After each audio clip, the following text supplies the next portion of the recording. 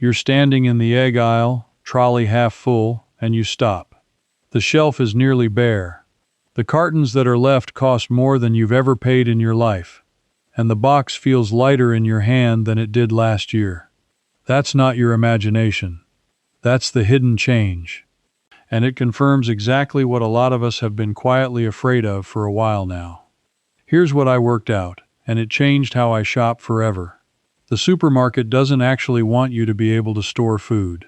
Their whole game depends on you coming back every few days, paying whatever the shelf says. But there's an old Australian method, kept alive by country women who lived through lean years, that lets you lock in today's price for the better part of a year. I found the proof buried in a Country Women's Association handbook and an old colonial newspaper from 1899, and I'll walk you right to it by the end of this. I remember the exact moment it hit me. I was standing in a little IGA out past Bathurst, watching an old bloke in a flannel shirt walk straight past the egg fridge without even slowing down. I asked him why.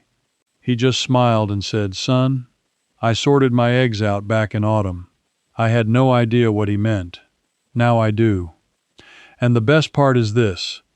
You don't need a farm. You don't need chooks in the backyard. You don't need a shed or a cellar or a single tool you don't already own. If you live in a 2-bedroom flat with a cupboard under the sink, this works for you just as well as it worked for a station wife 100 years ago. So let me take you back to that egg shelf, because the first thing I had to understand was what actually changed. And it's stranger than shrinking cartons. For years I told myself I was imagining it. The bag of rice looked the same. The block of cheese looked the same.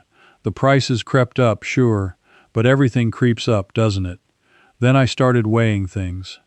Actually weighing them on the kitchen scales out of pure stubbornness. And that's when the floor dropped out from under me. The chip packet that used to be 200 grams was now 170. The tin of tuna that was 185 grams had quietly become 95. Same tin, same label, same price, or dearer.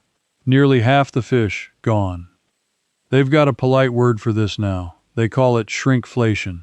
But that word is only about 15 years old, and the trick is far, far older than the word. It's the oldest move in retail. Charge the same, give you less, and bet on you being too busy to notice. The numbers on this are genuinely shocking once you go looking.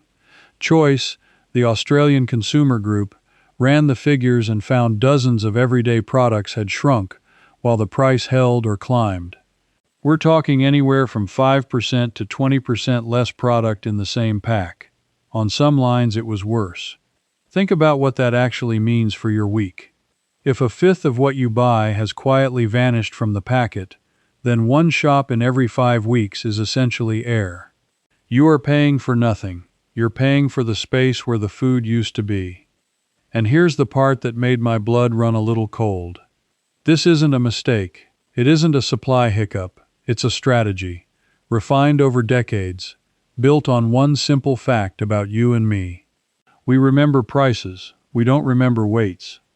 We'll notice if the milk jumps $1. We will never notice if the milk bottle loses 50 mils. So that's where they take it from. Now eggs were where it all came to a head for me. Because eggs are honest. An egg is an egg. You can't shrink an egg the way you shrink a biscuit packet. So when the egg supply got tight, they couldn't hide it in the packaging. It showed up naked, right there on the shelf, in empty space and screaming prices. But that raised a question I couldn't shake. If the old-timers weren't panicking, if that bloke near Bathurst had sorted his eggs out in autumn, then what did he know that I didn't? Because here's the thing that started to really bother me. My grandmother never once ran out of eggs. Not in the Depression, not through the war, not in a drought, and she didn't have a fridge for half her life. So how did an entire generation of Australian households keep eggs, keep butter, keep meat and milk and vegetables, right through the hungriest years this country ever saw, without a supermarket and without power bills?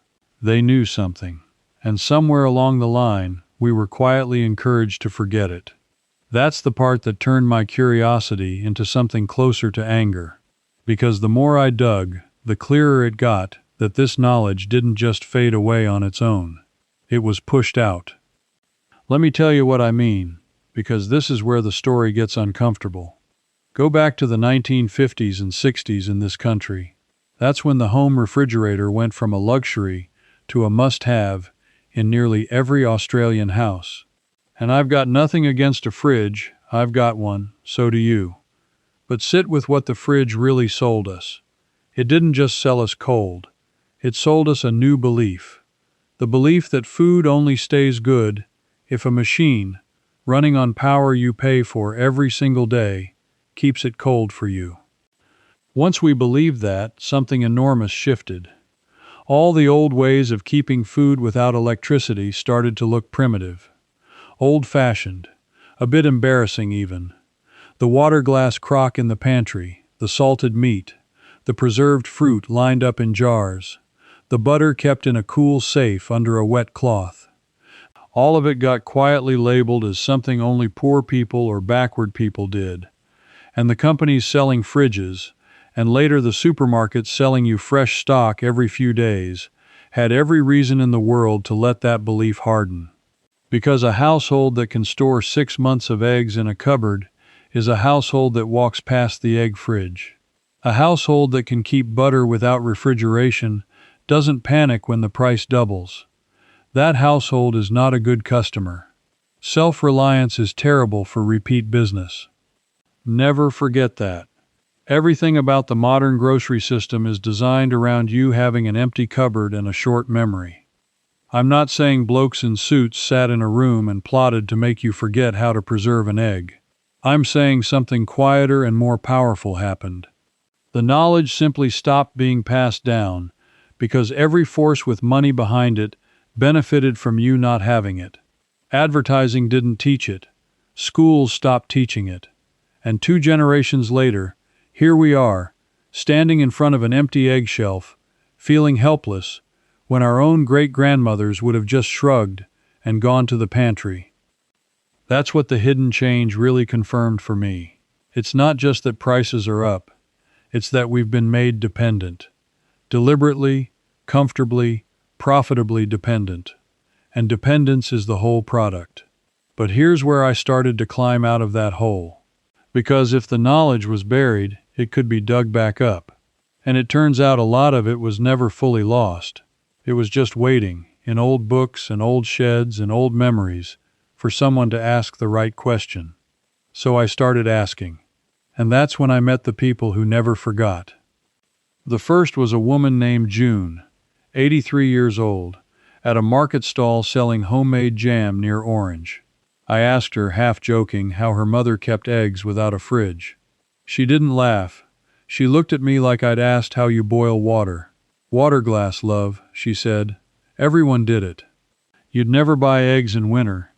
You put them down in autumn when the hens were laying and they were cheap, and you ate them all through the cold months.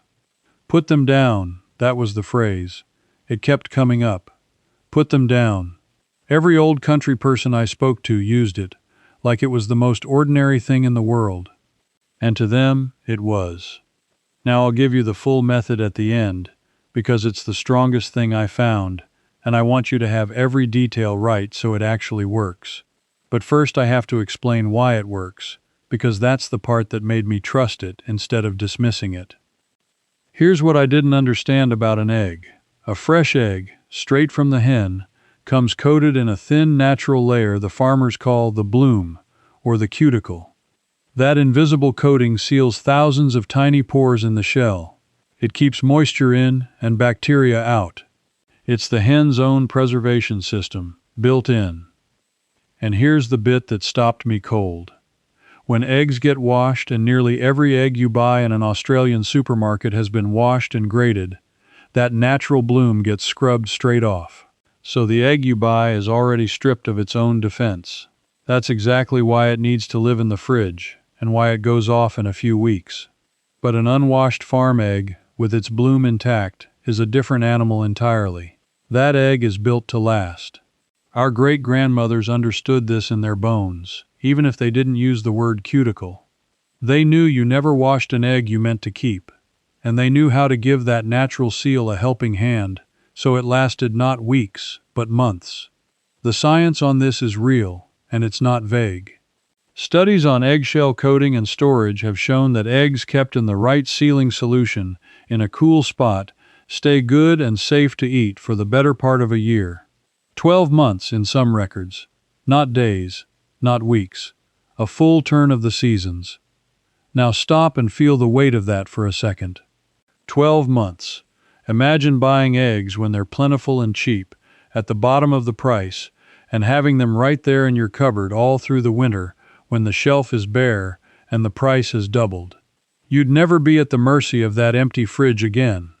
That's what June's mother did. That's what the bloke near Bathurst meant. They locked in autumn's price and ate it in winter, and they did it for pennies. But I know what some of you are thinking right now, because I thought it too. You're thinking, that's lovely for people with hens and a farmhouse pantry, but I live in a unit. I've got a small kitchen. I don't have a cellar or a cool room or a backyard full of chooks. This isn't for me. Stop right there, because this next part is for you specifically. This is the part I most want the flat dwellers and the townhouse people and the folks with the tiny galley kitchen to hear. I tested this in an ordinary suburban kitchen. No cellar, no special gear, nothing you can't buy at the supermarket you're already standing in, or the hardware shop down the road, and it worked exactly the same. Here's why it works without a farm. The old method only needs 3 things. It needs eggs, it needs a common household mineral you can buy for a few dollars, and it needs a spot that stays reasonably cool and out of the sun. That's it. A cupboard under the sink, the bottom of a wardrobe against an outside wall, a shady corner of the laundry. Any of them will do. And the eggs. This is the one thing I want you to get right. You want unwashed eggs with the blooms still on. You will not find those in the big supermarket chains, because everything there is washed. But you can find them, and closer than you think. A farmer's market. A roadside stall with an honesty box. A neighbor with a few backyard hens who's drowning in eggs every spring and practically begging you to take some. A local egg producer who sells at the gate. I found mine at a Saturday market for barely more than the supermarket price. Unwashed, straight from the farm, bloom intact. Picture yourself weeks from now, opening that cool cupboard and lifting out good eggs, while the shelf out there stands bare and the price is doubled. That quiet feeling of being sorted, of walking past the panic, is exactly what the whole collection is built to give you. It's called Aussie Basics, and it hands you the old Coolguardy safe cool storage that keeps milk, butter, meat, and eggs fresh for days, with little or no power, using things already in your kitchen. Deep Thrift takes you further, with water glassing, salting, and dry store methods that need no freezer and no fancy gear, so a whole glut of eggs and vegetables never rots. And the full system ties it all into one simple 30-day plan for renters and small units, with a printable pantry checklist and a preserving calendar you can stick on the fridge. Here's a free test you can do tonight. Grab your kitchen scales and weigh 1 packet in your cupboard. Then check the grams printed on the label against the price you paid. That number will tell you the truth faster than any ad ever will. The fastest way to get the books is to scan the QR code right there on your screen, or go to the link in the description or the pinned comment. And the good news is, you don't need a farm or a fancy shop to start, because the right eggs are closer to you than you think. And here's a little trick that costs you nothing. When you buy from a small producer, just ask them, are these washed? If they say no, you're holding gold. If they say yes, that batch is for eating this week, not for putting down. So even in the smallest flat in the busiest city, you can do this. You buy a couple of dozen good unwashed eggs when they're cheap and plentiful. You set them down using the old method, and you tuck the container in a cool cupboard and forget about it. Months later, when the shelf out there is empty and the price is stupid, you've got breakfast sorted for the cost you paid back in the good season. That's not a farm skill. That's a flat skill. That's a skill for exactly the person the supermarket is counting on to keep coming back. And once I understood that, I couldn't stop. Because if eggs could be put down like this, what else had we forgotten how to keep? That question sent me deeper, and what I found was that eggs were just the doorway. Butter, it turns out, was salted and packed into crocks and kept for months without a fridge. Our great-grandmothers pressed the buttermilk out, worked salt through it, and it kept sweet through the summer. Cheese was waxed and stored. Whole cabbages were buried in sand in a box and dug up crisp weeks later. Root vegetables, your carrots and spuds and onions, were layered in dry sand or sawdust in a wooden box in the coolest corner of the house, and they'd keep for months without a single watt of power.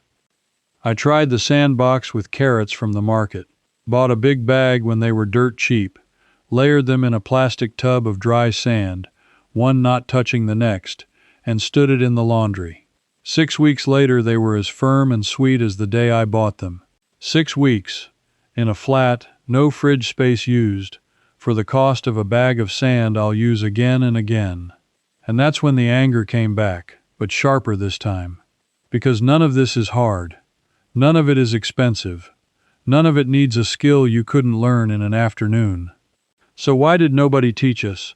Why did my own mother, a clever woman, not know half of what her mother knew? Here's the answer I landed on, and I want you to sit with it. Every one of these old methods has one thing in common. They all reduce how often you have to buy. That is their entire crime. In a world built on you shopping twice a week, a skill that lets you shop twice a year is a threat. Not to you, to them. Think about the honest maths of it. The average Australian household now throws out a huge amount of the fresh food it buys, spoiled before it gets eaten. Some figures put household food waste in this country at billions of dollars a year, hundreds of dollars from each family, straight into the bin. And a fair slice of that waste exists purely because we lost the skills to store food properly. We buy fresh, it spoils, we buy fresh again. Round and round, and every lap of that circle rings the till. Our great-grandparents wasted almost nothing, not because they were saints, but because they knew how to keep what they had. Waste was a skill problem, and they had the skill. We lost the skill, so we call it convenience, and pay for it twice, once when we buy the food and again when we bin it. Now I want to bring you right up close to the thing I promised you at the start, the buried proof, because I didn't want to just take June's word for it, kind as she was.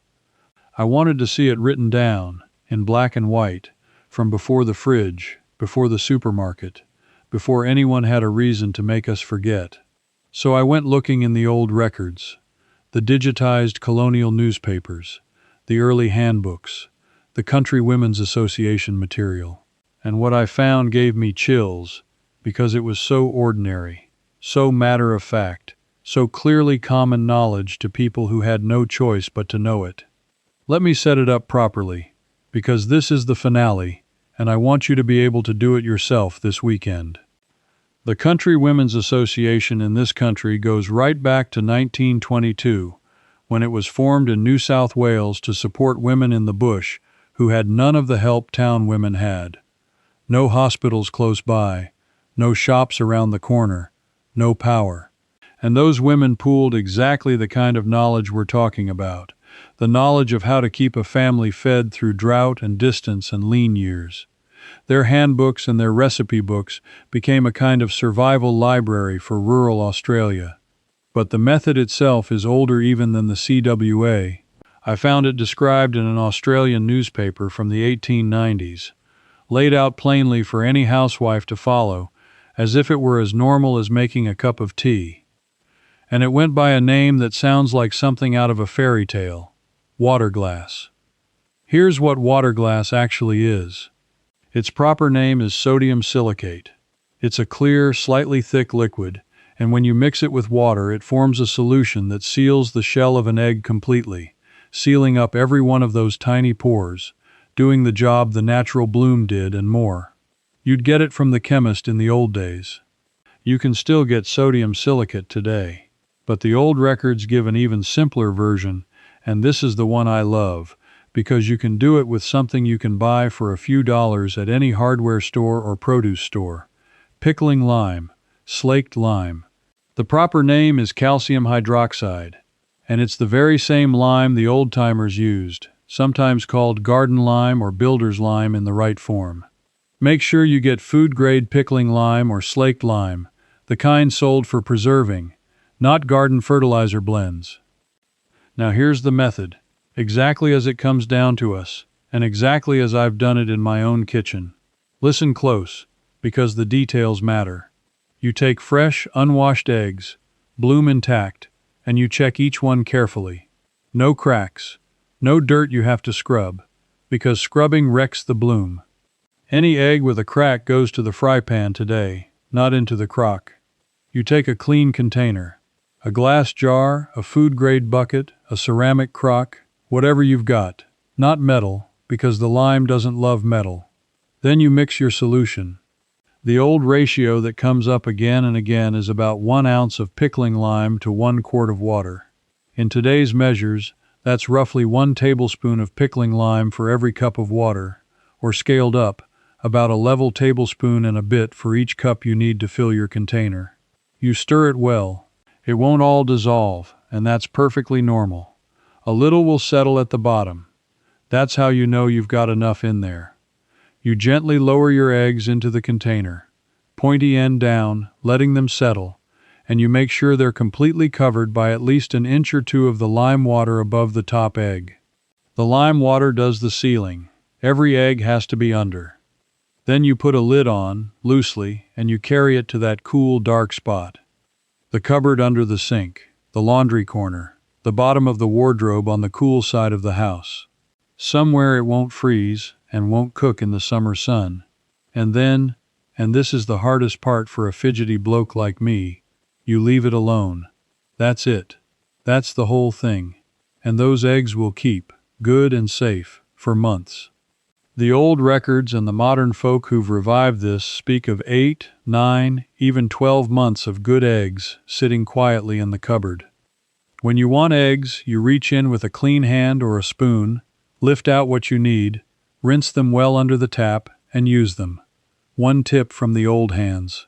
An egg that's been put down a long while is best cracked into a separate cup first, and if you're baking or boiling, prick the shell so it doesn't crack from the sealed pores. And as always, if one ever smells off, you'll know instantly, and you toss that one. But done right, with good eggs, that almost never happens. Now think about what you've just been handed. For the price of a bag of lime that'll last you years, and a couple of dozen eggs bought cheap in the good season, you can walk past that empty supermarket shelf with a little smile, just like the old bloke near Bathurst. You've taken back the one thing they never wanted you to have. You've made yourself, in this one small, honest way, free of them. And that's the whole point. This was never really about eggs. It was about who's in charge of your pantry. For 100 years, quietly, that control got handed over, cupboard by cupboard, skill by skill, until we forgot we ever held it. The empty egg shelf and the shrinking tuna tin are just the moment the mask slipped, the moment we all felt in our gut that the system is built to keep us paying and coming back. But the knowledge that sets you free from that was never destroyed. It was just set down and forgotten, kept alive by women like June and books like the old CWA handbooks and a few yellowed newspaper pages from before the fridge. It waited, and now it's in your hands, and no one can take it back out again. You're the kind of person who feels, deep down, that plain and useful knowledge has been shoved aside on purpose, to keep somebody else's till ringing. You were right to feel that, and now you've got the proof and the method both. So here's what I want you to do for me. Think back to that word the old country folk used, putting them down. I want to know, did anyone in your family do this?